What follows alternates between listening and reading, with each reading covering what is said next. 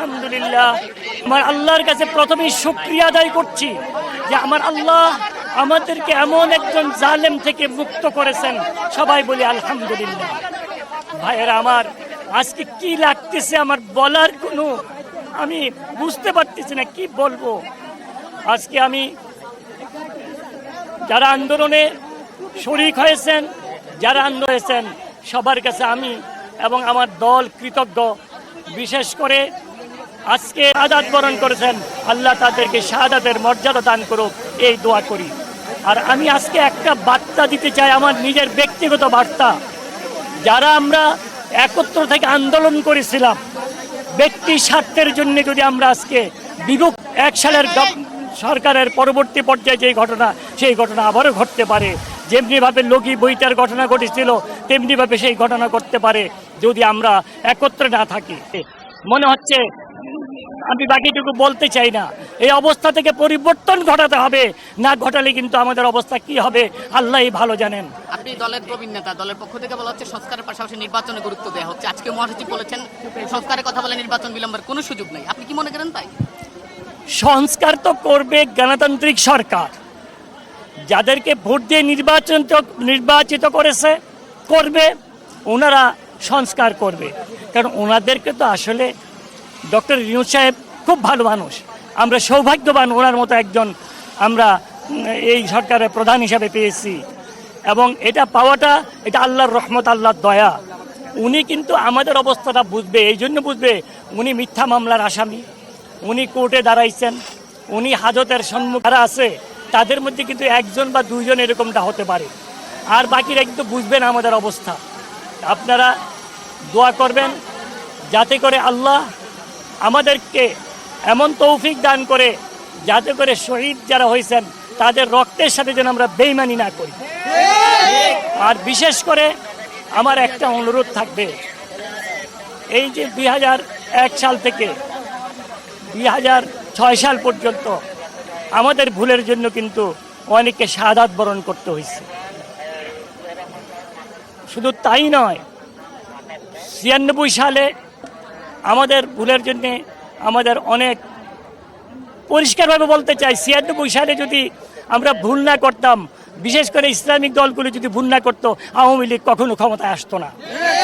এই ক্ষমতা আসার মূলে কে, কারণ কি বুঝতে হবে, বুঝে ওখান থেকে আমাদেরকে শিক্ষা নিতে হবে। আর সবচেয়ে বড় জিনিস হলো, আগের সরকারের সময়, জালেম সরকারের সময় যেইভাবে গুম, খুন, চাঁদাবাজি, দখলবাজি এবং নির্যাতন করা হচ্ছে, এর যদি পুনরাবৃত্তি হয় তাহলে কিন্তু আমাদেরকে আবার সেই রূপ, সেই ভোগ করতে হবে।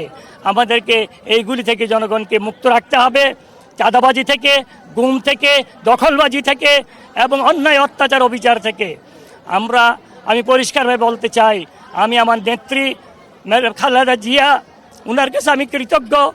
উনি যেই জেল খেটেছেন, যে জুলুম অত্যাচারের সম্মুখীন হয়েছেন, যে কষ্ট উনি করেছেন, ওনার জীবনটা কি অবস্থায় উনি ছাড়া কেউ বলতে পারবে না। এই সব কিছুর দায়ী হলো এই জালেম সরকার, এবং সবচেয়ে বেশি জুলুম করেছে খালেদা জিয়ার প্রতি। কারণ আমাদের কোনো নেতা কিন্তু জেলে ঢুকলে বেল পাইছে, জেলখানা থেকে বাড়িছে, কিন্তু ম্যাডাম জিয়া কিন্তু জেলে যে ঢুকছে ওনাকে কিন্তু সুপ্রিম কোর্ট পর্যন্ত বেল দেয় নাই। উনি কিন্তু এই সরকার গঠন হওয়ার, বর্তমান সরকার গঠন হওয়ার পরে উনি বেল পাইছে, উনি মুক্তি পাইছে।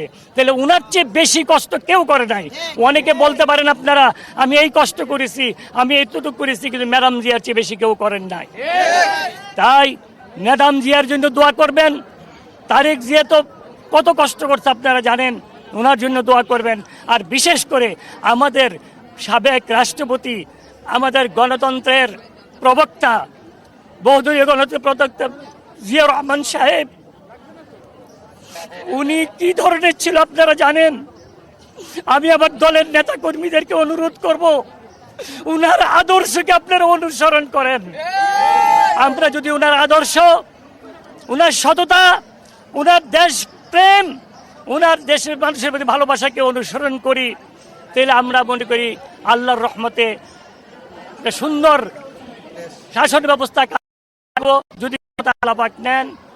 কারণ জিয়াউর রহমানকে কেউ বলতে পারবে না, পয়সা কারোর থেকে খেয়েছে দিয়েছে কেউ বলতে পারবে না। জিয়াউর রহমানকে বলতে পারবে না কেউ মিথ্যা কথা বলেছে, জিয়াউর রহমানকে বলতে পারবে না কোনো অবিচার অভিযন্তায় করেছে। উনি আল্লাহর হুকুম এবং নবী সাল্লাল্লাহু আলাইহি ওয়াসাল্লামের হাদিস উনি নিজে পরিচালিত করেছেন ওনাকে নিজে। উনার চালচলন ছিল সুন্নতি কায়দায়, মানে উনি পুরান জিনিসপত্র পড়তেন, উনার ব্যবহারের জিনিসপত্র পুরান ছিল, সব কিছু উনি এইভাবে চলতেন। একবার বঙ্গভবনে গিয়েছিলাম ওনার সাথে দেখা করতে, ওনাকে গিয়ে দেখলাম লাল চার খাস্তা বিস্কুট দিয়ে আমাদেরকে আপ্যায়ন করা হলো। এবং ওনার পরে ছিল একটা কোট, যে কোটটা মনে হলো যে 15-20 বছরের পুরানো। ওনার পায়ে যে জুতা ছিল, যে জুতাও মনে হলো 15-20 বছরের পুরানো। এমন রাষ্ট্রপতি ছিল, এই জন্যই তো ওনাকে হত্যা করা হয়েছে। ওনার মতো লোক যদি আল্লাহ পাক আমাদেরকে দান করেন, ইনশাআল্লাহ আমাদের জন্য অনেক ভালো হবে।